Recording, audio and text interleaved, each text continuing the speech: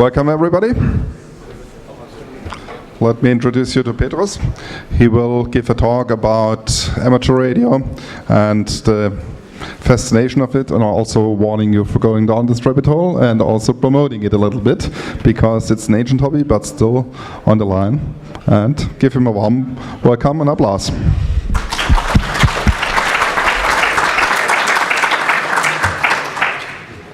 Yeah, hello everybody. I'm Petrus. This is my fourth BalCCon, but my first talk, also my first talk in English ever, so I kindly apologize for all grammatical mistakes I will produce during this talk, but yeah, if you want to contact me, there's my email address. And yeah, let's get this started. I have a really serious problem. And I don't want you to have the same problem, so I'm trying to warn you, and I will tell you what the problem is. So I am an addict. I'm addicted to amateur radio, and it started yeah, more than a year ago. So when I wanted to learn more about electronics, because I'm more like a software person, but did not know much about how electronics works and radio waves works, and wanted to know more. And then a friend of mine told me, why don't you just get an amateur radio license? You will have to learn all this stuff for this. And I did that, and this was really a mistake. So, and I also share my fate with approximately 3 million people worldwide. So there are different statistics out there, very old statistics. So some say it's 1.5 million people, others say it's 2.6 million people, but I think 3 million sounds best, so I put it on the presentation.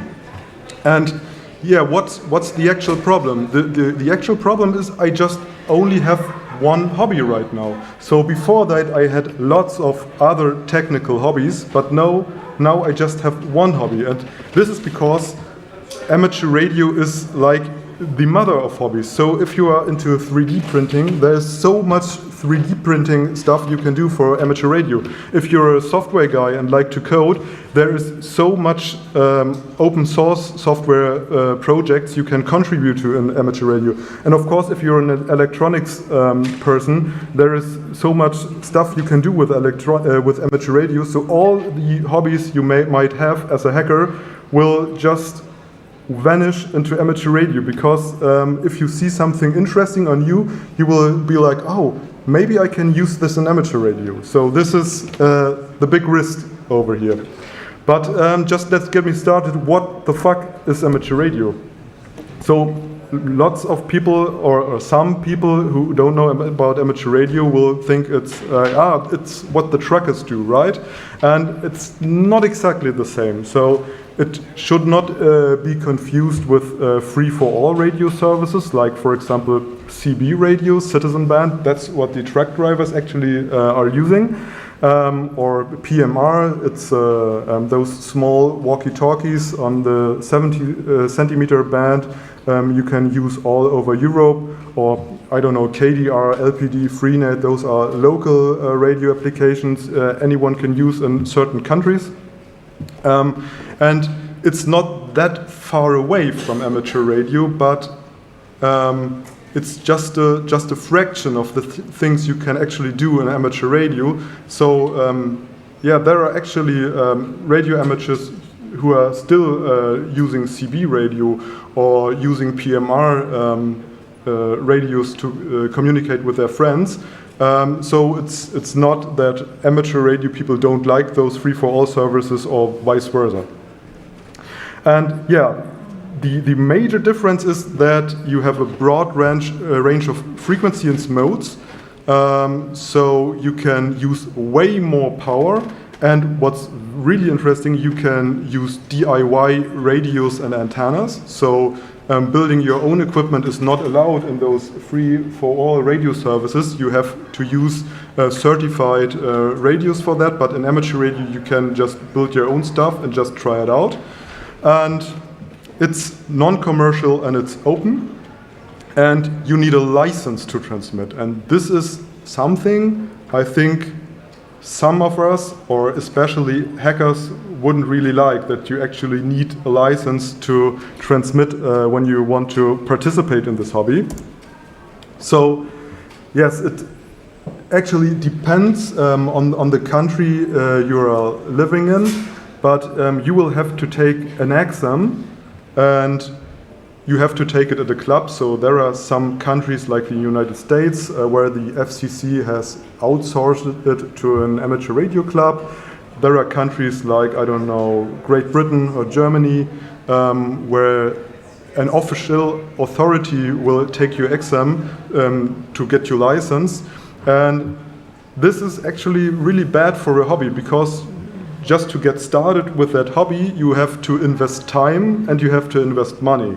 And this is something which is not a very nice thing, but let me tell you, so it costs time, but you are actually learning a lot of stuff. If you are preparing for an amateur radio exam, you will learn a lot of new stuff.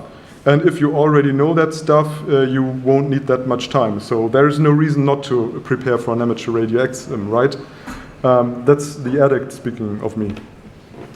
And yet there's also another thing: you will get a unique personal call sign assigned by the government. So this is also something, I mean, we are hackers, we are mostly critical of most governments. So, but with that we will get even another unique identifier, which will identify us more easily. But what's a call sign anyway?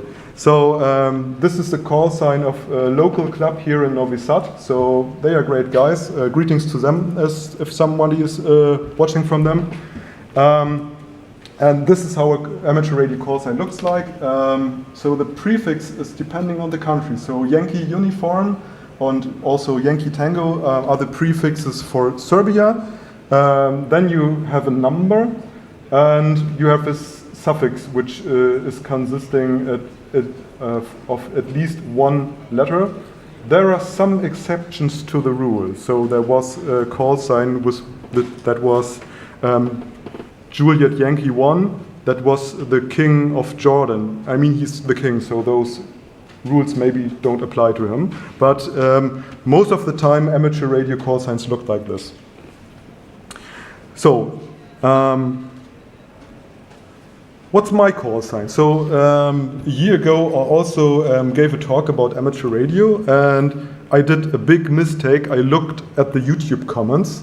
So the feedback was overall positive, but there were a certain group of radio amateurs who had a problem with my talk because I would not tell anyone my call sign.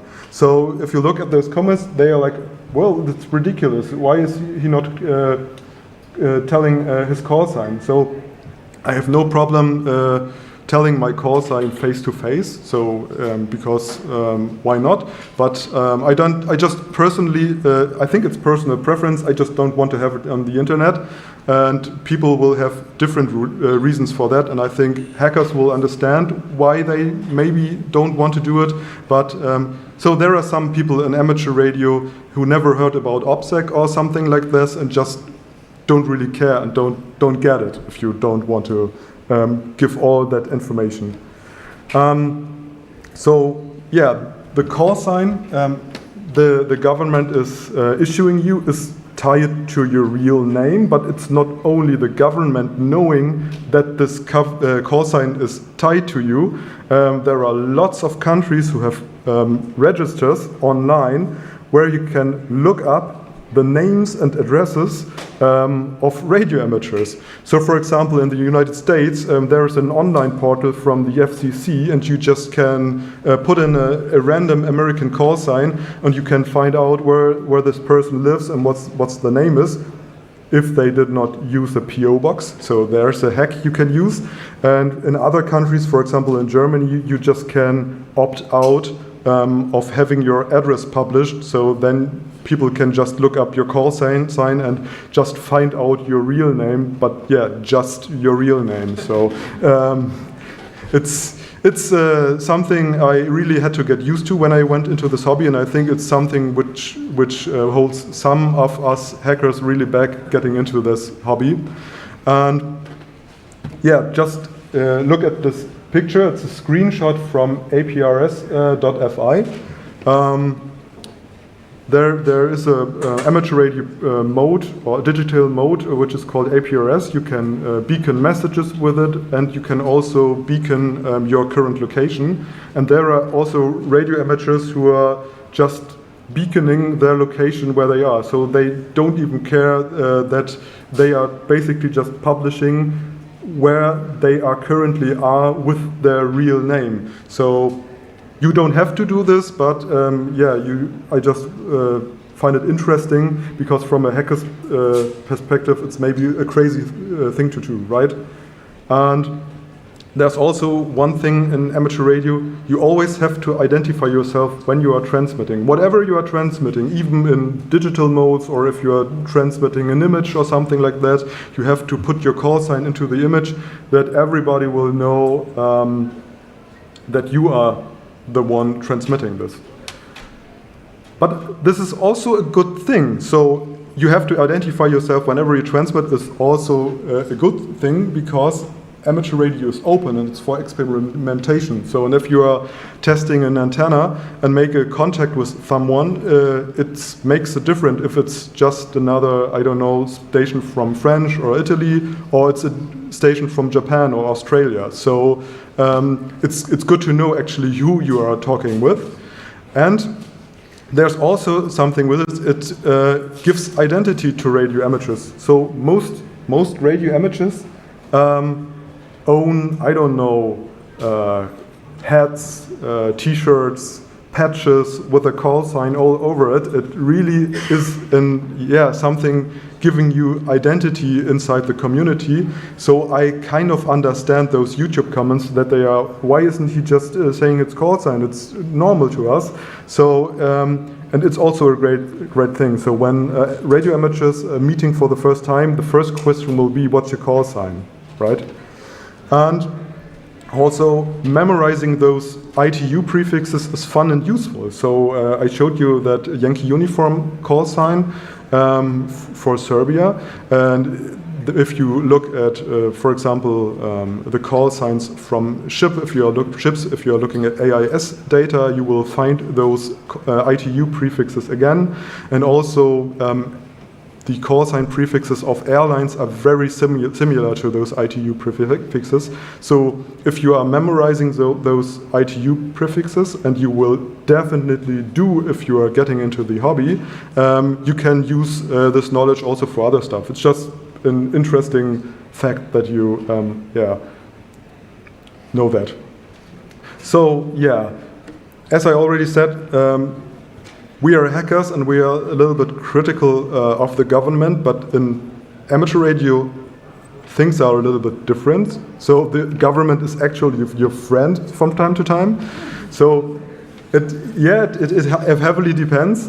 So the most interesting thing is amateur radio is 100% legal, so it's not just a gray zone, so it's not forbidden, so I can do it. No, it's explicitly allowed. So this is a great thing, because there are always people who get headache when they see an antenna, even if nobody was transmitting, or will tell you, my TV is not working anymore because of your antenna, and will make trouble. But then when you are a licensed radio amateur, you can say, well, I have a license for that, I am allowed to do this, and no, it's not interfering with your TV, and also, no, you don't get headache from an antenna which is not actually transmitting, right? And I have two stories that happened to me. An official document works wonders sometimes. So, first time, airport security.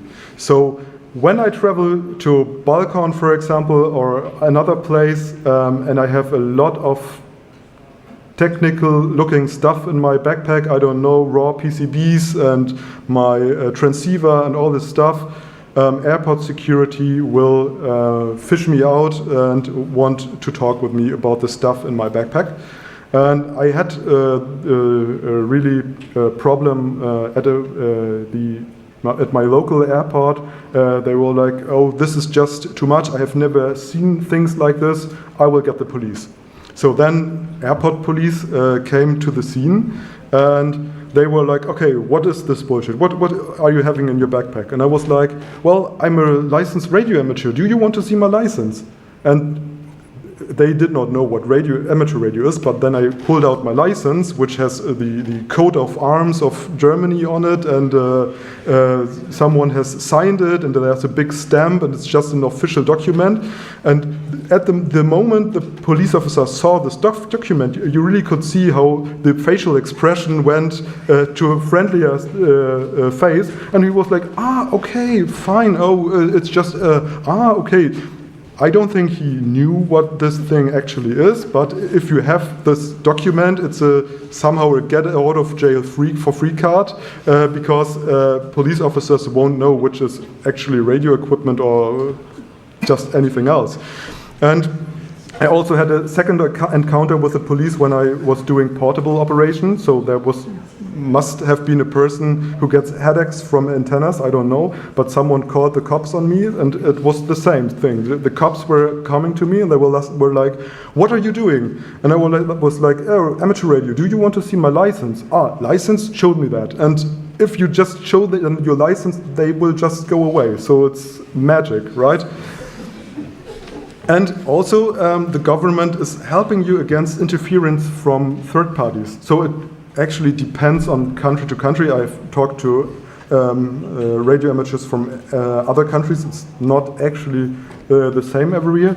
But in my local club, there was a radio amateur, and out of a sudden he had really strong interference on the amateur radio bands, and he could not receive anything from just noise. It was just noise, so very bad. For the people who are actually radio amateurs, it was just S9 QRM. So what did he do? He went to his neighborhood and looked if anything changed. And yeah, that changed something. There was a new shop, and in this shop they had new LED lighting. And of course he just watched it. When the shop was closed, no interference. When the shop was open, interference. And so he went to the shop owner and told him, okay, I think you have a problem with your LED lighting. No problem, I can help you to fix this. I know about electronics. But the shop owner was not very cooperative. He was like, I don't care if you can hear radio. Go away. So he was like stuck in a situation where he was like, someone was interfering and being ignorant. And so he just told the local communications authority that someone is interfering on the amateur radio bands, and they have those white vans with antennas on top of it, and you are paying a small fee for amateur radio, and it's included in your fee that those guys from the authority will come to your neighborhood and find this interference and actually go to the person who is interfering and telling the person, okay, you have two options, shut this down or fix it. So this is also very great. This wouldn't work for other hobbies, right? And there's also another great thing, which is international license agreements. So it's in international hobbies, right? So there are only 2 countries in this world who don't issue amateur radio licenses, North Korea and Yemen, but any other country on the world is issuing licenses, and there are lots of agreements. For example, there is the CEPT, it's kind of a sub-branch of the ITU, the International Telecommunications Unit, and there is a CEPT agreement, and lots of countries inside Europe are inside this agreement, and also the United States, Canada, and even more states.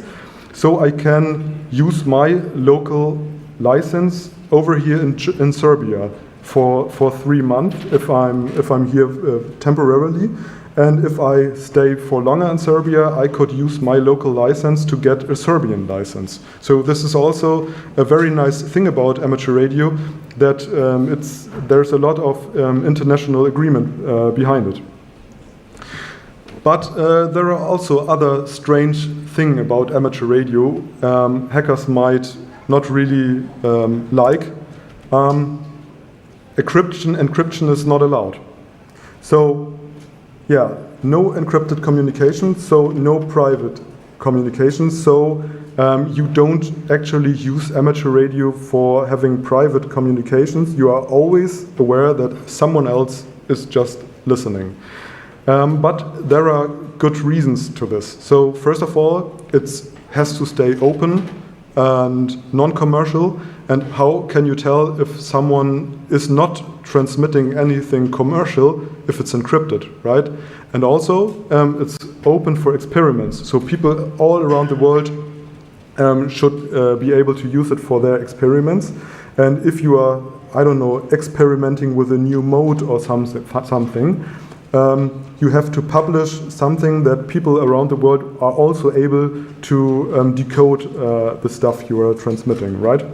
And so, yeah, sorry, Alice and Bob, amateur radio is public. So there's actually a term for ETH in amateur radio, which is SWL, shortwave listener. So those are people who may or may not have a license and just listening. And this is also a hobby inside amateur radio, that you are just listening to all the stuff which is going on the radio waves. And some people even send you a card when they hear you on amateur radio. Okay, so it's non-commercial, that's great, but it's really expensive, right? So amateur radio is a really expensive hobby. Not really. So if you really want to start with a small budget, it's totally possible. QRP kits, so what does QRP mean? It's a Q code, which originally comes from Morse code. It's a code that was made to make communication more efficient, and QRP means basically, please reduce your power. So a QRP kit in amateur radio terms means a radio that does not transmit with too much power. So we are talking about 5 watts if we are doing Morse code, or 10 watts if we are doing phone. And you can get those kits for less than $100, euro, pounds, whatever space coin you want to use. And self-built wire antennas cost literally nothing. It's just wires, right? So it's not really hard to get started. And there are also those, I think, even people who are not radio amateurs own Baofeng radios, right? So those Chinese radios are dirt cheap nowadays. You can get them for like $5 or 10 euros or something like that. There are radio amateurs who don't like those radios because they are producing harmonics, but not all of them. So you have to put in some research to find out which Chinese radios are okay to use, right? So I'm telling you, it's not expensive, but it is expensive because of gas. I don't know about you, but even before amateur radio, I extremely suffered from gas, gear acquisition syndrome. I think the term comes originally from guitar equipment, but it's also used in like photography. But you can apply this term to all hobbies, and yeah, amateur radio will make things worse. You will never have enough radios. You will never have enough antennas. You will never have enough test equipment. You need more tools. You will need just more and more and more and more. It will never stop. So I'm sorry, I warned you, but if you are getting into this, yes, you can start with on a budget, but it won't stay that way. I just promise you. So yeah, I'm a stupid millennial, so I spent all my money on amateur radio, and now I cannot buy a house, right? And I need a house for amateur radio, right? Because having your own house simplifies your antenna setup by a lot. So you can can put a tower like this with a gigantic beam into your backyard and have just fun and play radio. But no worries, there are stealth and indoor antennas for HF, which means shortwave. I will come to that later. And also UHF, VHF antennas, so higher frequencies use smaller antennas, so those are also really easy to hide inside apartments or on your window or balcony or something like that. So no, you don't need a house, even though it makes things way easier. But there's also an ultimate solution for this problem, but this is something we hackers, or some of us, don't really like: going outside. Because we have lithium iron phosphate batteries nowadays that make portable operation really, really easy. You can get a lot of power in a very small package and can actually do a lot of output power. I will show you in a minute. And also, what's great about nature means less interference. So if you are going outside the big city, there are not much sources who will produce noise, and you will pick up way more weak signals, and picking up weak signals means you can also pick up stations from greater distances, right? So going outside is always a great thing to do. But even if you own a house, it can be rewarding to go outside to do amateur radio. And you can set up capable antennas temporarily. So those stealth antennas I was talking about are more of a compromise. If you want to set up really good antennas, just go outside anywhere where you have enough space. And yeah, then you can set up those way more capable antennas. And there are also activity programs who reward you to go to distant places. I will come to that later, but it's also another motivation to go outside. So yeah, this is how it looked like. So those are places I would have never visited without amateur radio. I would have been just staying inside. But now, because I live in an apartment and don't have a house, I go outside quite a lot just to play radio. And I think it's actually a good thing to go outside more. So, and there are also other beneficial things when it comes to portable operation. You own the infrastructure. So this is really interesting. So you have just a small backpack, and you can put in a powerful station with has like 100 watts output power, put it in your backpack, go outside, set up your antenna, and talk to someone from Australia. So I did this just once with my portable equipment, but it is possible. You can reach very, very distant regions, even with a portable station that fits in your backpack. And yeah, there is no enshittification, no AI slop, no algorithm. It's just infrastructure built by human beings for human beings connecting with each other. So it's also really refreshing to go outside on the amateur radio bands and not use the internet for a second. Yeah, you will be literally touching some grass if you are going outside. And yeah, you will appreciate some things even more. So the right image is from a tower which is inside a forest, and the tower is on top of a small mountain.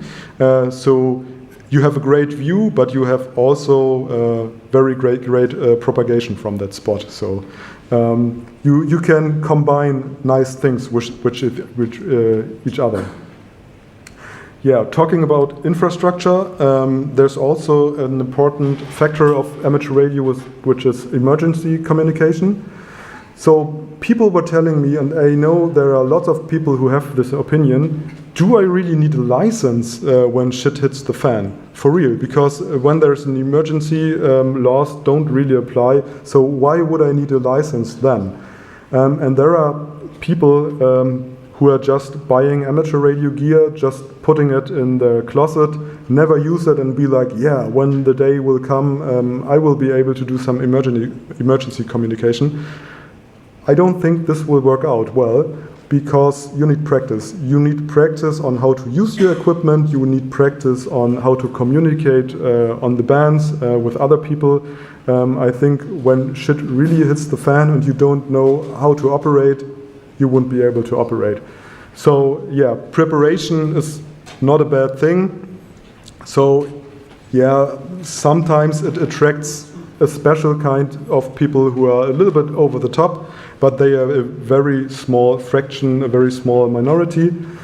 And there are also special frequencies for emergency communication, and there are also very active communities in certain countries. For example, in the United States, when they have hurricane seasons, amateur radio actually plays a role for communication. There are always stories published of radio amateurs saving actual lives. So I don't know, there was a story where some people were hiking inside a canyon and they did not have cell phone coverage anymore and they were lost.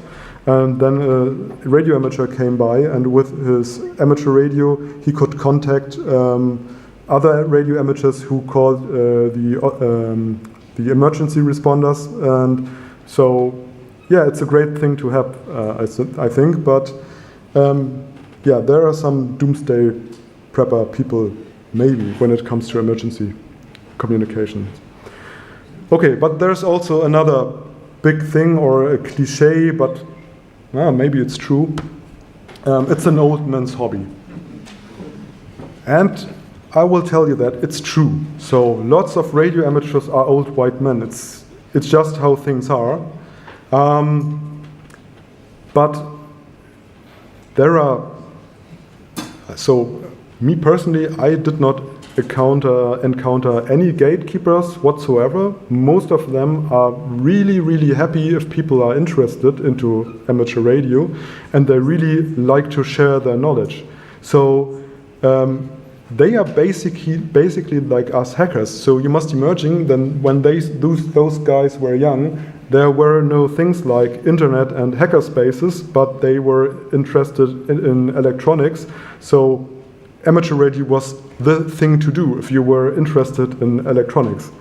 And so they are really knowledgeable people, and also there is a stream, there is this constant flow of younger and more diverse people joining into amateur radio. So you shouldn't be intimidated by the fact that there are lots of old men. They are happy about every newcomer, I would say. But, okay, you are telling me it's not that expensive and it's not that bad, but I have to do Morse code, right? Well, it was true. So in the past, radio amateurs had to pass a Morse code exam to access shortwave frequencies, and yeah, shortwave frequencies are the frequencies you want in amateur radio. Not really. So other frequencies are also very great, but if you want to have those far international contacts, shortwave is the way to go. But Morse code examination has been dropped by most countries since 2003, so you don't need it anymore to access shortwave. But that's not the real problem. The real problem is that even though it's not a requirement anymore, you will eventually reach the point where you want to learn Morse code. So what are you doing? You're just getting another addiction inside the addiction, and it makes you even more nerdy than you already are, because you just unlocked a new way of communicating with other people without actually talking to them. That's great.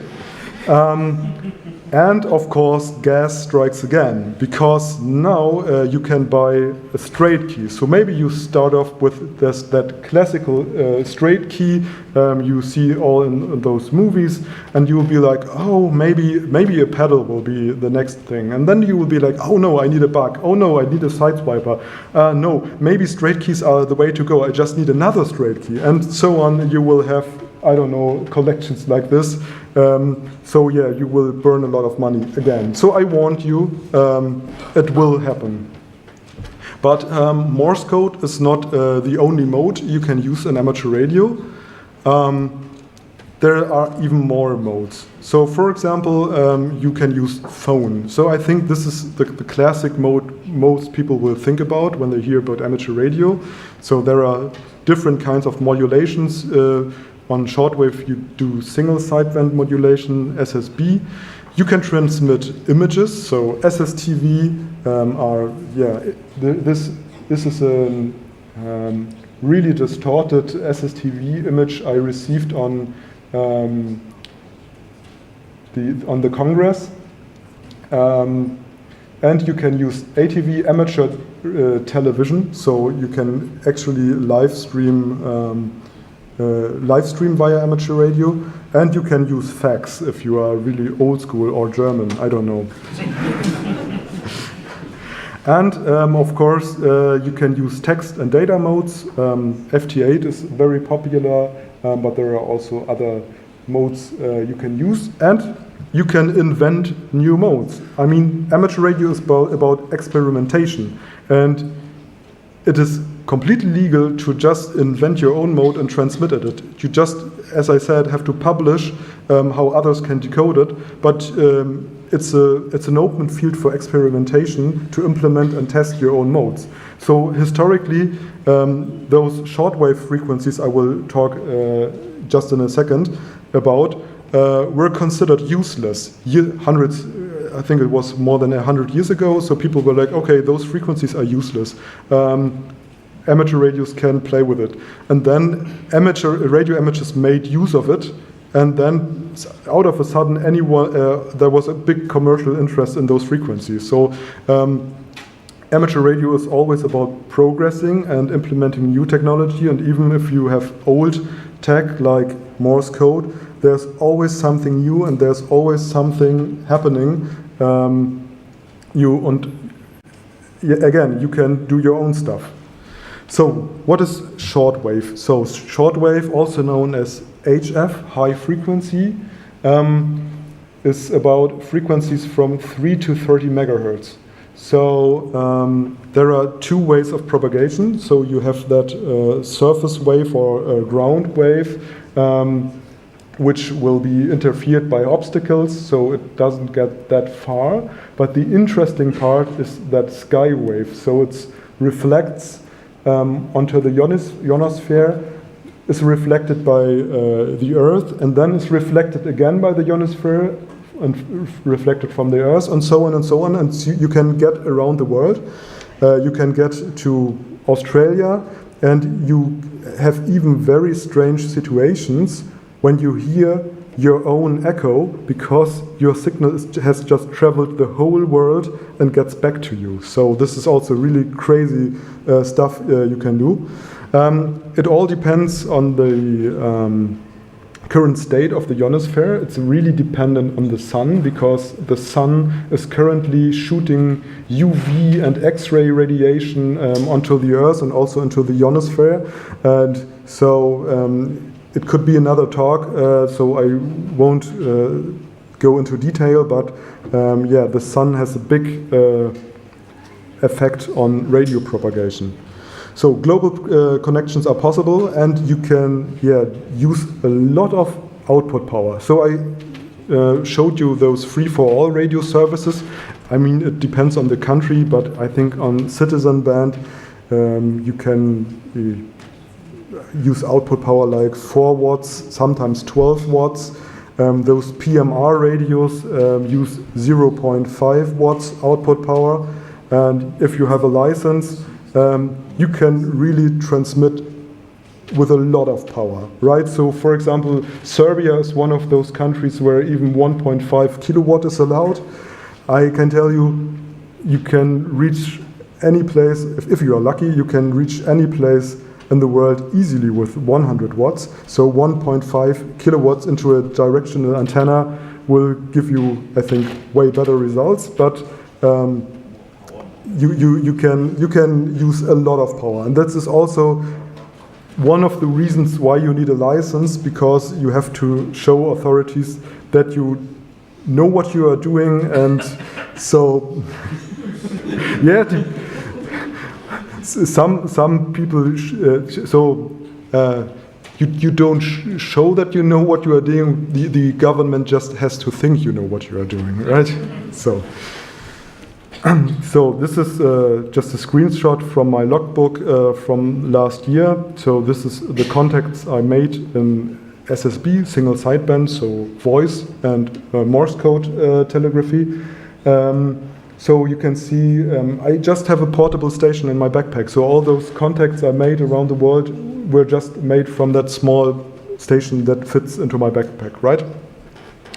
So, but there's more. So we have VHF and UHF. So VHF is very high frequency and UHF is ultra high frequency. And so those frequencies have a range. They propagate on the more or less on the ground wave. There are exceptions, and you have a range which goes to the geographical horizon plus 15%. And there are even higher frequencies that have a range from the line of sight. So, but there are also other factors depending. So at Congress, I had my hand transceiver, and I think on the second or third floor, and there was a radio amateur in the garage under the building, and I still managed to do a contact with him on UHF. So this was definitely not line of sight. So there are also other factors that determine how far you will get. And it also has similar power limits like HF. So a small handheld transceiver like this one is doing just like 5 watts or something, but in countries where you can do 1.5 kilowatts, you can also do 1.5 kilowatts on VHF, right? And there is a use for that. I will come to that later. And you have even higher frequencies in the gigahertz range. It's really close. So there are frequencies that are really close to Wi-Fi frequencies, which makes it actually really interesting because you can modify just Wi-Fi equipment. And there are tons of allocations up to 250 gigahertz.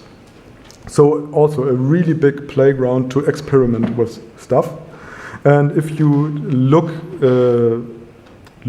at those frequencies, they are kind of overlapping with Wi-Fi frequencies. So there is a reasons for that. So amateur radio is a secondary service when they are overlapping with Wi-Fi, which means you can transmit amateur radio stuff on those frequencies if you are not interfering with others. So if you, for example, use highly directional antennas, and make sure that you don't interfere with others, you can just use those frequencies, right?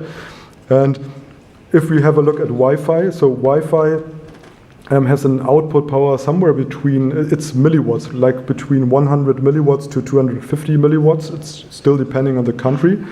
But in amateur radio, you can do way more power. So for example, in Italy, you can just do 500 watts on frequencies like Wi-Fi, right? So this is also really crazy. So maybe you heard of the amateur radio legacy IP address block. There was a little bit of drama because the non-profit foundation that held this block sold a part of it, so it's not the whole block anymore, but it's still enough for lots of applications, and radio amateurs worldwide can just get IPs out of this address block for amateur radio stuff. And there's also a thing called Hemnet in Europe. It's a link of a lot of amateur radio links, and they are operating in the gigahertz range.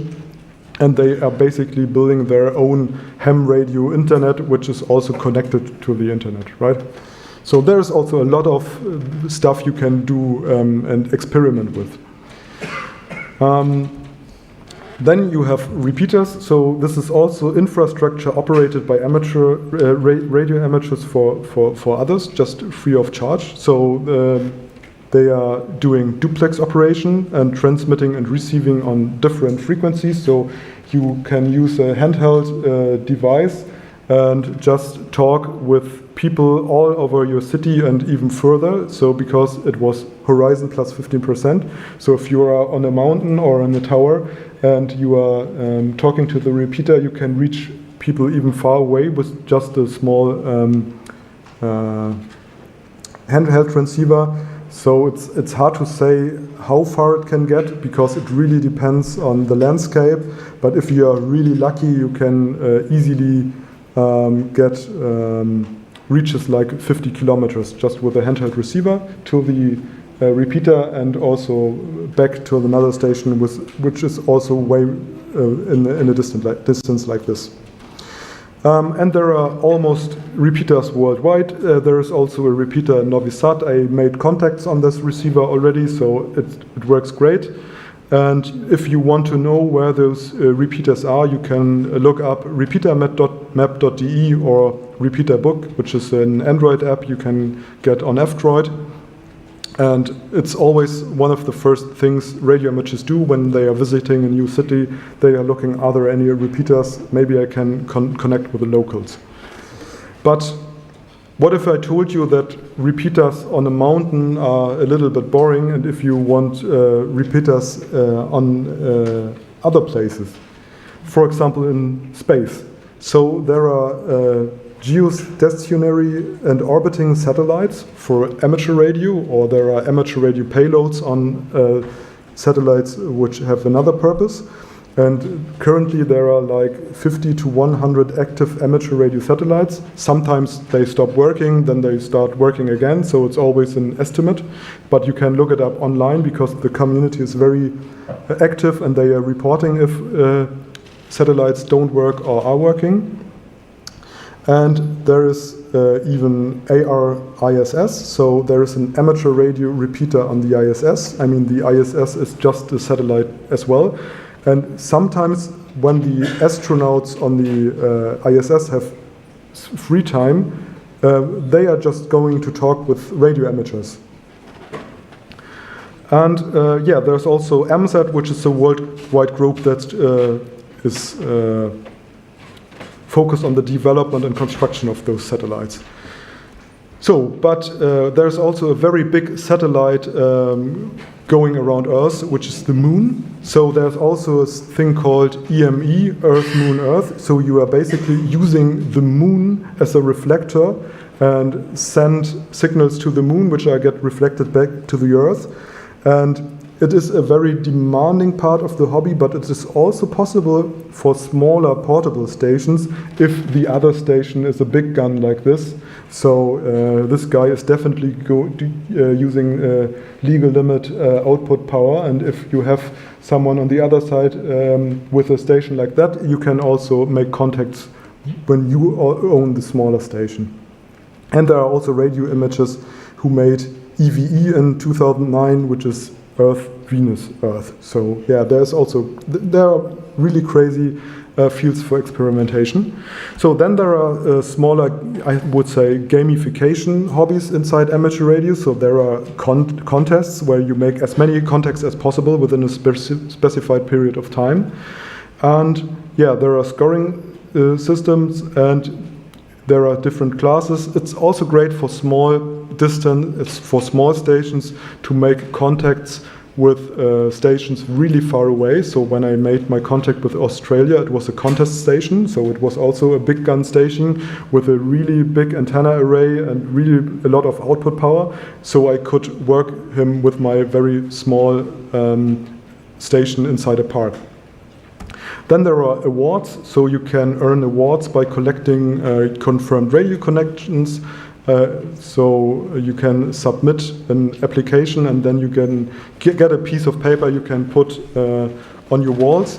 I personally think it's a very cool and interesting thing to do because we are all like collecting things, and yeah, you can collect prefixes and countries, which is also very exciting if you work in a new country and then you get finally the confirmation for this contact, right?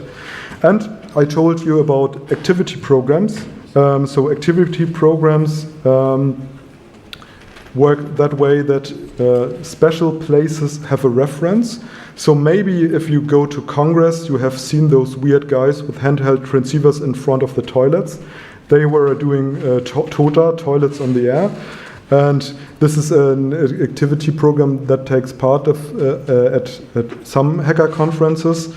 And so you have activators and hunters or chasers, and if you are at a specified reference, the hunters and chasers will want to make a contact with you because they get points for this, and you are also getting points for activating. So it brings more activity into the bands, and what I personally do a lot is parks on the air, for example, and even if as a not very spectacular station, so most European countries are not that rare, so people would not really want to make just a contact with you if they are actually collecting special countries. But if you are at an interesting reference, they will want to make a contract with you. So you can get a lot of contacts just by doing those activity programs. And there is a lot. For example, worldwide flora fauna, which is similar to parks on the air, summits on the air if you like to hike on mountains, castles on the air, beaches on the air, or bunkers on the air. So BOTA is used twice, or islands on the air. So there are lots of programs for every taste. And then there is a lot of free and open source projects. So there are transceivers that are completely open hardware. There are a lot of software projects like logbooks. There's even a non-proprietary digital voice mode in 17. There is free and open source software for specific modes like QSSTV or WSJTX. And there are lots of different hard and firmware mods for affordable radios. So you can buy really, really cheap radios from China and modify them to do other stuff with them, which they weren't intended for. So it's also a little bit a hacker's thing to do. Then there is community. If you are interested in community, just have a look at fediverse.radio. So there is a very active, growing community of radio amateurs in the Fediverse. There are lots of local clubs or even hacker-related communities inside the hackersphere. For example, Chaoswelle in Germany, or for example, MetaLab in Vienna has very active radio amateurs. And of course, it's an international community. So I met a lot of really interesting and cool people just for being radio amateurs, just because we shared the same hobby. And especially last BalCon, I really, really had a great time getting to know a lot of other radio amateurs here in Serbia. So it really opens you the doors to a new international community, and it's really, really fun to meet all those people. So what's next? So tomorrow, if you are really interested in amateur radio, just come to the Abbott assembly at 9:45 tomorrow. We will go outside and do a little demonstration of amateur radio. We'll set up a portable station. If you have questions, and just approach me during BalCon anytime if you want to learn more. And yeah, thank you for your time. And now it's time for questions.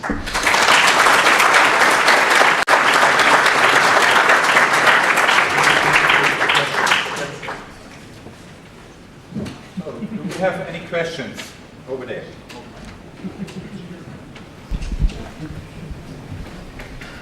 Pastor.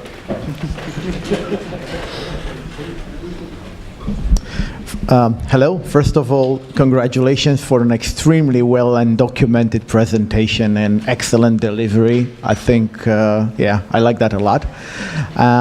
And I was curious, once you go to this rabbit hole, how much time do you spend on it? Because this was my problem with my wife. She said, fuck, you don't need another hobby. That's it. You're done.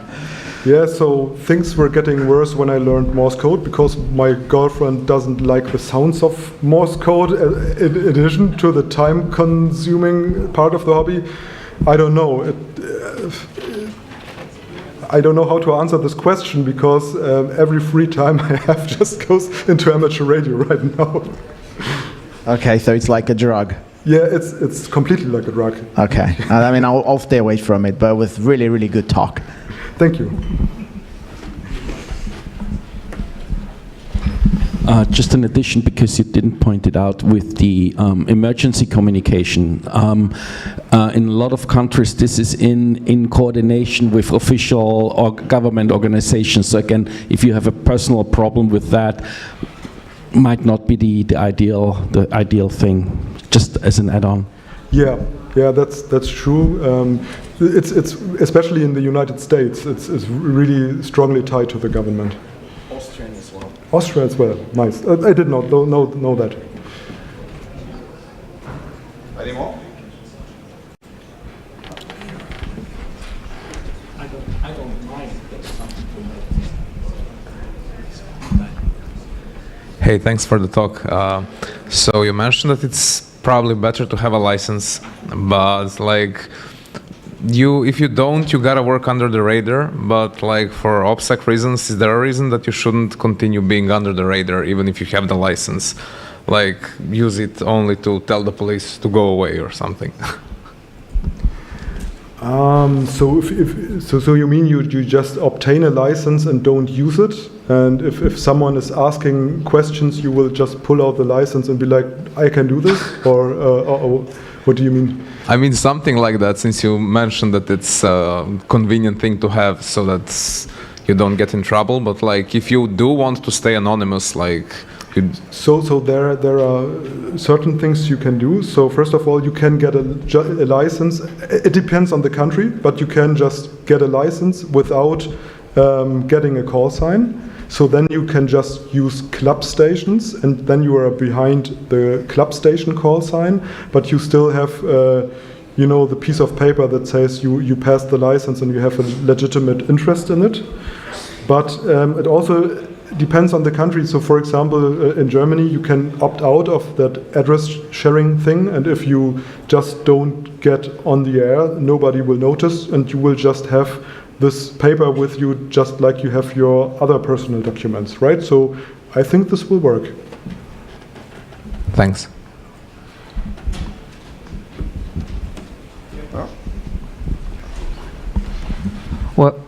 What's your opinion on LoRaWAN and LoRa networks? Seems like a much lower barrier of entry to playing around and setting distance records, although much shorter. I think it's really interesting, and like you said, it's the next rabbit hole, and it's a great entry drug into amateur radio. So I highly support it. The first job is Just as an added bonus, you can get a license and you can give not your address but an Postbox. PO box address, and you can use a club. So you don't give your name, so you have a license in that club's name. So it can be below the radar and still have the paper. And I was playing with Meshtastic a bit with LoRaWAN, and there is like radio amateur option where you turn off encryption. If you have a license, you have to turn off the encryption, or this is not the case? No, this is not the case. So lots of radio amateurs who do Meshtastic, and I know, don't use the amateur radio mode because they want to connect with non-amateurs when they're using it. So it's basically just that you are allowed to transmit with more power. So, but then you have to turn out encryption, because amateur radio is not allowed with encryption, even though it's public, because everyone knows the default password for Meshtastic, right? But it's still encryption, so you have to turn it off. But you don't have to use that mode when you are licensed. Well, you kind of answered my question, but yeah, about encryption. Like, do you know if there are people who use encryption in the radio? But also, like, how easy is to like get found out? Does anybody care if you use encryption or not? So there is a thing called intruder monitoring. So radio amateurs get really angry if others are using their frequencies, and you will probably, it depends on the case, but they will try to track you down, and they are often very successful tracking down people using the spectrum without being licensed. That being said, steganography is also an option, and I don't know, I did not tell you that, right? So, last question. I hope I don't go into controversy with this a little bit, but we had a lot of wildfires, and there were speculations that they were operating via drones. And I'm not gonna go into whether that's true or not, but like, how hard would it be to set up some kind of detection system for that? Like, I'm guessing that every single drone manufacturer would have their own slight variations in frequency or something for the controllers. But like, if we were to not, since we're talking about government and not government, like if we were to not rely on the government for these things, how hard would it be to set up something that would cover considerable amount of territory, like 100 times 100 kilometers? Like, I'm guessing that's triangulation or something, or is there some other things that could be useful? So I'm not that deep into that drones topic, so I have trouble answering this question in detail. But as far as I know, there's a lot of jamming going on in drone warfare, so modern drones don't need communication the last, I don't know, X kilometers before their final target. So jamming wouldn't help. And I think if they stop contacting the drone, they will still be really hard to detect, because they are basically turning off communication before their target. Some modern drones do this, as far as I know. Okay, so thanks everybody, and give a warm round of applause to Petrus.